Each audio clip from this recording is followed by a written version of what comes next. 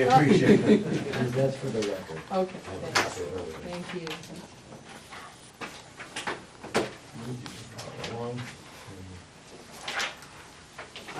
Thank you. Oh, good. Thank you, the secretary. Thank you. Before I begin, I just want to make one thing perfectly clear. My comments here are not meant to be a disparagement of Ricky, your enforcement officer, or the commission itself. I'm here because I feel that I need to make a criticism and objection to what we determine to be a flawed procedure, and I'll explain why as we go. So if I may be so bold as to read this into the record, and I'll be happy to answer the questions we go through. I'll be as quick as I can. Mr. Chairman, this is a response to several complaints that have been made to the First Selectman's Office and the Conservation Commission regarding removal of trees on the above referenced property, which is 209 Sharon Road, Salisbury, Connecticut, which both we and our client included was resolved at our appearance before the Salisbury Conservation Commission on March 6, 2017. Enclosed for review are the minutes of March 6, 2017 Salisbury Conservation Commission attached here to Exhibit A. By way of review, we've also enclosed for review, which are photographs taken from the property showing the remaining trees and multiple rows of silt fence and filtrate stocks installed to prevent erosion.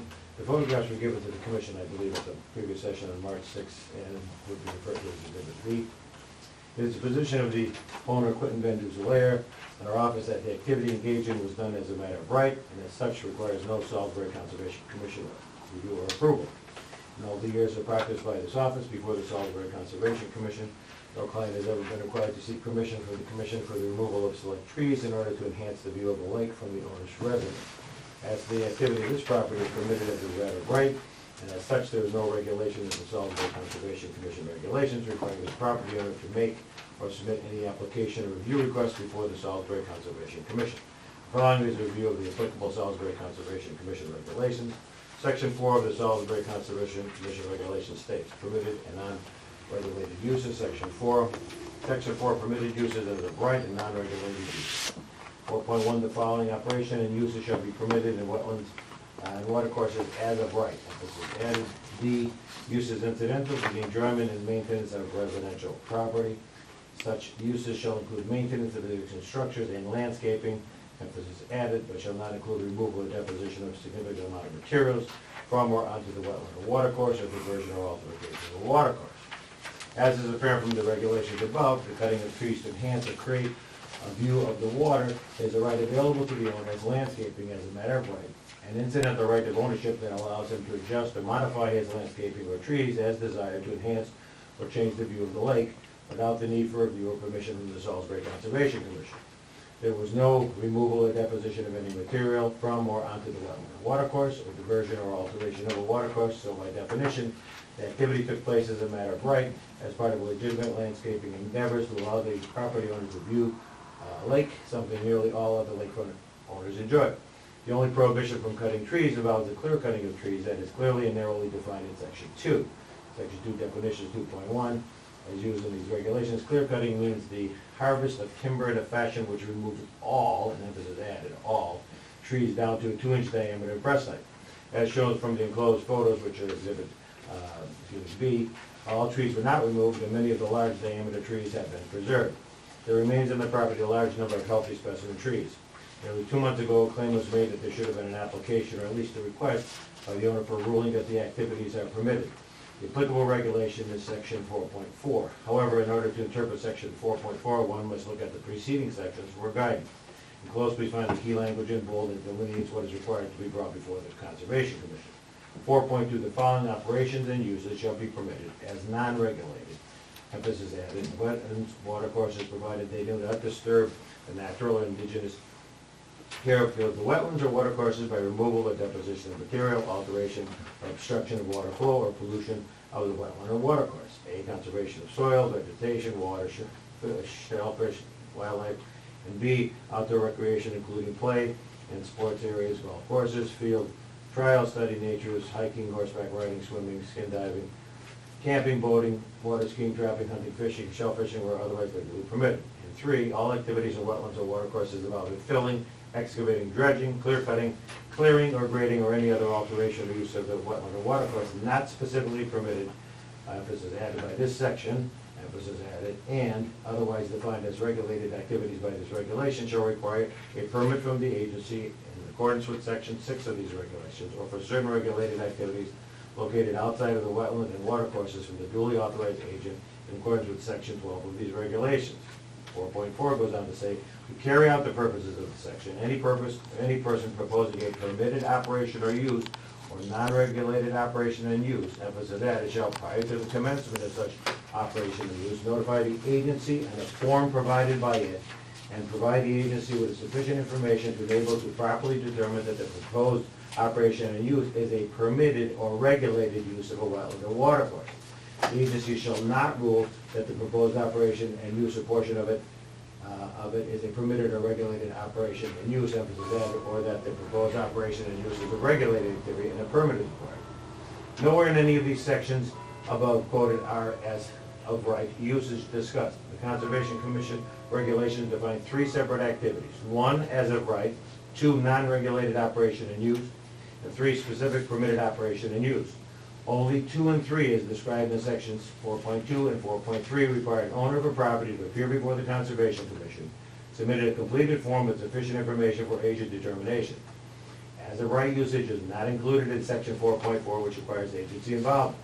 If the Salisbury Conservation Commission had wanted to include as of right activities to require an application, review and decision by the Salisbury Conservation Commission as contemplated by section 4.4, the Commission could have easily drafted and included that language in the section.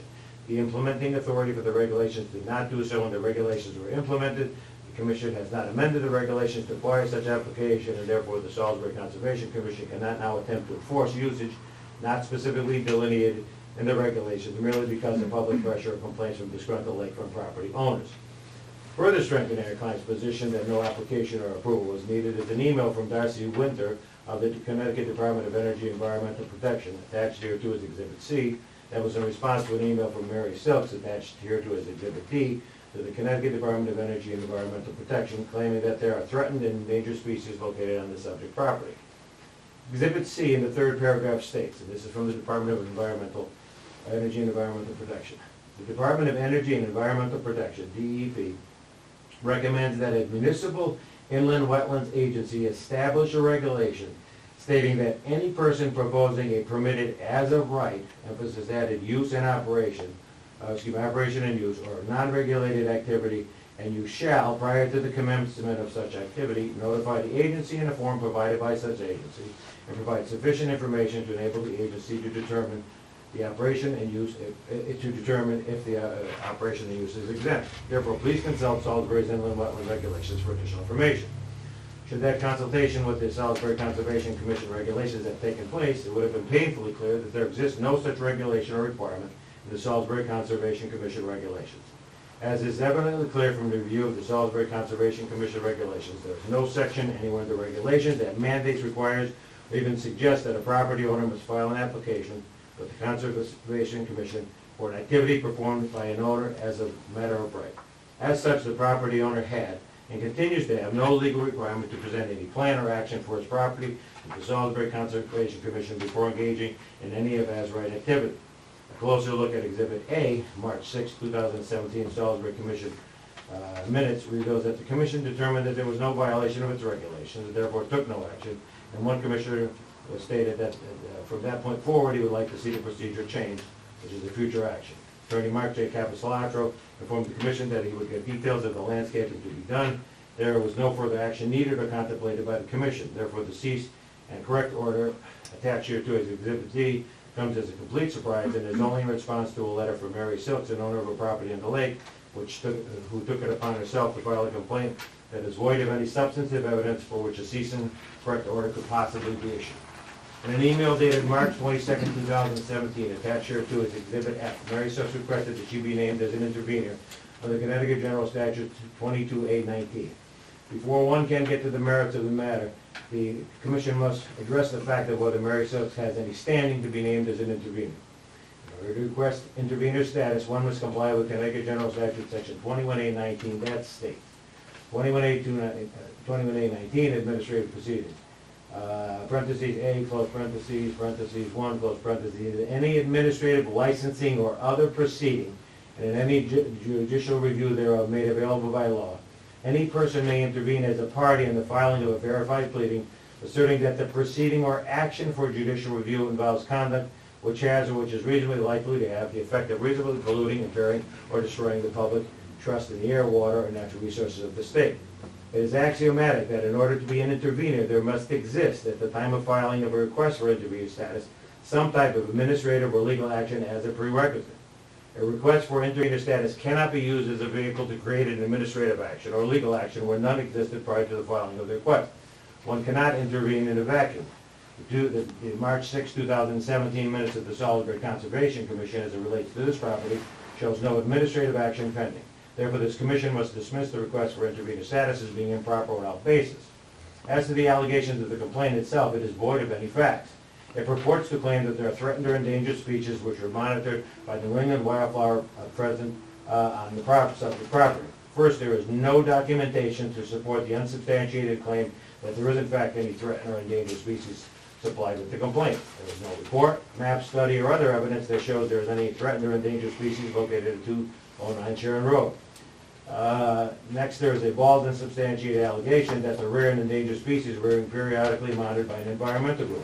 Where is the evidence? Again, there is no map, study, or other evidence that shows that there is an environmental group monitoring 209 Sharon Road that is supplied with the complaint. One cannot be allowed to make speculative and undocumented claims and expect an administrative agency of a municipality to take action against the landowner. For this commission to base its March 29, 2017 cease and correct order and an unsubstantiated claim amounts to an impermissible infringement on the constitutional due process rights of the landowner and cannot be allowed to stand. The cease and correct order states that, in quotations, it has come to the attention of the Salisbury Wetland and Conservation Commission that you have conducted a regulated activity. What could have come to the attention of the Salisbury Conservation Commission since its last review of the matter would determine that no proper activity had taken place other than the Mary Soaks letter with this unverified allegation.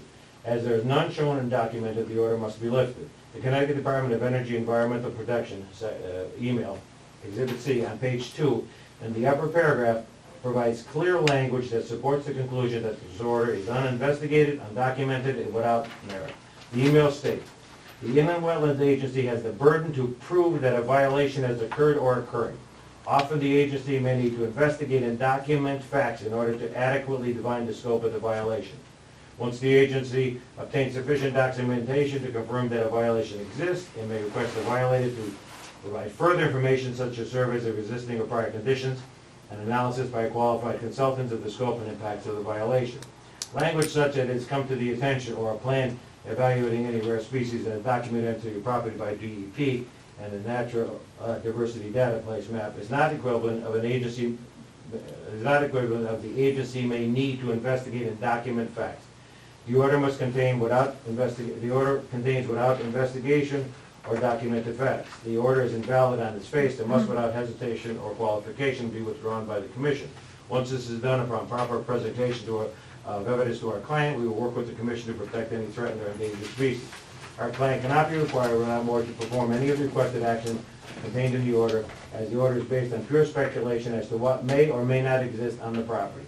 The Commission and Mary Silks have nearly 3 months to investigate the matter, document the existence of threatened or endangered species, and provide written confirmation from the supposed environmental group monitoring the property, and that any of the conditions stated in the cease order are factually accurate. None of this has been presented. While we would gladly provide the information asked and agreed to by Attorney Capistrano at the March 6, 2019 meeting, we cannot in good faith advise our client to comply with the cease and correct order unless it is properly investigated, documentation, and fact-finding by the Commission before another order is issued. Finally, most of the tree removal activity was well beyond the 100-foot upland review area and is beyond the jurisdiction of the Conservation Commission in any event.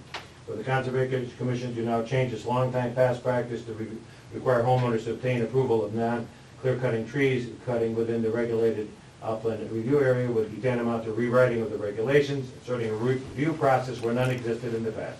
Ordering this property owner to comply with the cease and desist order without investigation, verification, or substantiation would be tantamount to unconstitutional governmental interference with the individual's right to enjoy his property without due process. Based on the foregoing, the undersigned respectfully request that the cease and correct order be withdrawn. Thank you for your time. Very truly yours, Robert A. DeAndre, on behalf of Quinton and Dubois. Mr. Chairman, the cease and correct order was, at the advice of the town's attorney, Attorney Brooks. And since this is coming from legal aspect, I think that instead of having a response, that this should be, Curtis was very involved, with this, order. So I think that this should be referred to Attorney Brooks to guide you in the action. I agree. What do we do about their right to proceed until that happens? Is the work being done right now? At the moment, no. But they want See, to. one of the problems I have with not this, talked to the landowner myself in the last week or so, but I imagine. Yeah, I don't know either, I haven't been there, is it done? I believe it's done, but as I said, I have not seen the property, so I don't want to make a recommendation that it was actually complete. But I'm guessing that. We were under the impression at that March sixth meeting that you were done. That was my thought And you were anything but done too. on March sixth. Many, many, many trees were cut after that March sixth meeting. That's news to me, and I appreciate it. and Wasn't Just- clear cut though. And also on the pictures that were submitted by Mark, showed the silt fence, but the disturbed area was below the silt fence along the lake. So there were many things that didn't, anyway, I think we should just refer it to Attorney Brooks and let her comment on this packet. And then later on, Would you like me to email her a copy of it so she has it, or? Sure. I'd be happy to do that. that'd be great. Yeah, because I she's do- the one I do that. have her number, I was told that she would be representing Curtis, so I'll be happy to. Yeah, and Curtis has more information on that, so I think that we could, put it on our next agenda. Yeah, I just wanna make sure that we don't, further encumber the rights of somebody if they Well, are indeed the rights, if we, like you Right. said. Well, I Do think we you have need the to right hear to- from your I attorney. understand, I just don't know. Because you're not a local agency, you're an arm of the state. And all of the regulations that are in the statutes also apply here. So I'd rather not get into it because it's attorney to attorney now. I have no problem with it. I Okay. think that's what we should I do. just have one correction for the minutes, because at the end, on page 4, it says, Mr. Oliver asked if they were grinding the stumps. The answer was yes, that was no. They're not gonna grind any stumps, they were just cutting them. So that probably should be. So they're not pulling stumps. No, they were just cut to the I level. think it was our hope that the root systems would be left in the I don't believe that grounds, there was whether, anything. whether they were cut or ground, they're- Mhm. that's basically the same I believe determination they were as just opposed to flush cut. pulling out. So I understand. There's no plan to do any root ball removal. There's nothing else on the commission. I thank you all for your time, and I apologize for being so late.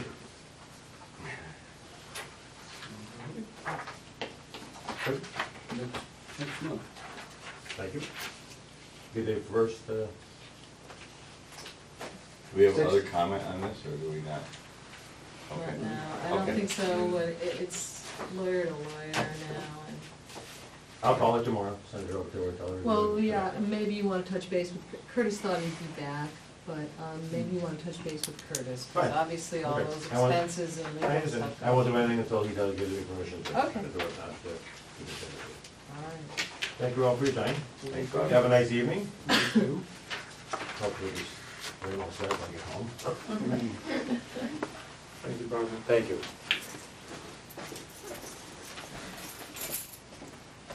I guess I don't get a copy of what he submitted. I know.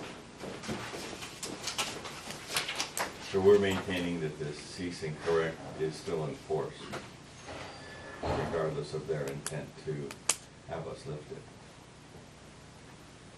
And we're well within our rights to do that. That's what we're referring to, legal. You find So out. we're just have to table it for now, but does that mean it's 30 days before we address this? Right. And I'm gonna be doing my administrator's report, and maybe you'll get some enlightenment there. Okay. One thing, Which is next, right? yes, Okay, you're on. okay. I wanted to pass around, no, we have it, oh, here. This is a form that, I copied from where I work right now, because it's pretty nice. And this is a regular form that, these talk about the type of things that are usually no fee. And in your regulations, these are also no fee. The three things on this form are permit transfer, that means it's a current permit and somebody's transferring ownership. And a permit extension, which is under the statutes, you can come in before your permit expires and ask for an extension. And the third is declaratory ruling. And in my discussions with anyone in any of my jobs, when they come in and say they have an as-of-right, I explain to them, and farming is one of the biggest ones, and I explain, yes, it is. But if you're proposing to put your manure pile in the middle of the river, that we have to see the process and see the plans. In order to make the declaratory ruling, you look at what they're gonna propose. It may not be an engineered, surveyed map, but they usually give you something to indicate the activity and the process by which they're going to do it. It's the process by which they do it, and because obviously a landowner cannot make their own declaratory ruling. And this, I think you'll get more elaboration on this in response to this.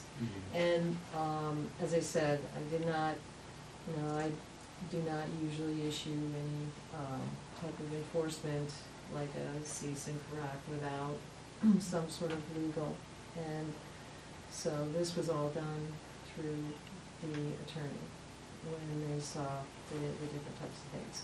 So yes and no, there's good points to both ways, but declaratory, a landowner cannot make his own or her own declaratory ruling. And you regulate any activity within 75 feet or 100 feet, is it for the 75. lake? Is it different, because you kept referring to 100 in this Yeah, no, this letter? is 75. 75. Yeah. So that's where we have, and you're not a local commission, you're an arm of the DEP. And yes, there was all kinds of information in there, but this is, and it's one of those things where, as you said, the activity after they came went on and on and on. I thought so, but.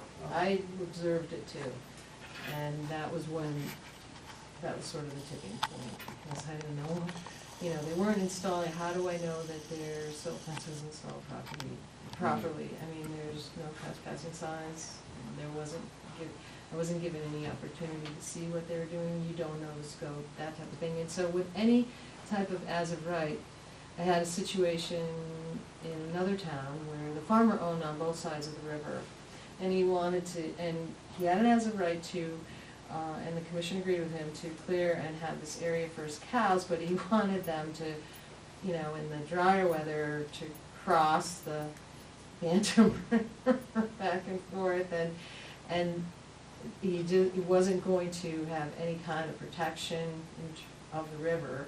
And so we came up with something where you could cross them without, having it ended up being like a little muddy manure patch in the middle of the river. So it's not